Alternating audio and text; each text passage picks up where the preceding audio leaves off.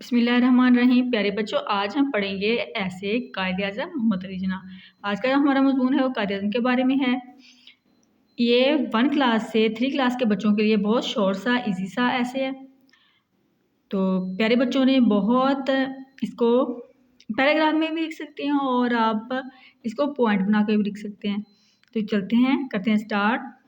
قائد اعظم محمد علی جناح 25 دسمبر 1876 کو کراچی میں پیدا ہوئے۔ آپ کے والد محترم کا نام جناب پونجا تھا، جو تجارت کرتے تھے۔ قائد اعظم کو بچپن ہی سے پڑھنے کا بہت شوق تھا۔ ابتدائی تعلیم کراچی کے مشن ہائی اسکول سے حاصل کی اور میٹرک کا امتحان اعلیٰ نمبروں میں پاس کیا۔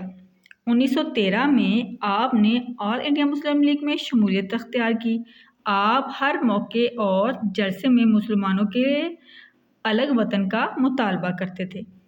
آخرکار آپ کی کوششوں اور مسلمانوں کی قربانیاں رنگ لائی اور 14 اگست 1947 کو پاکستان قائم ہو گیا۔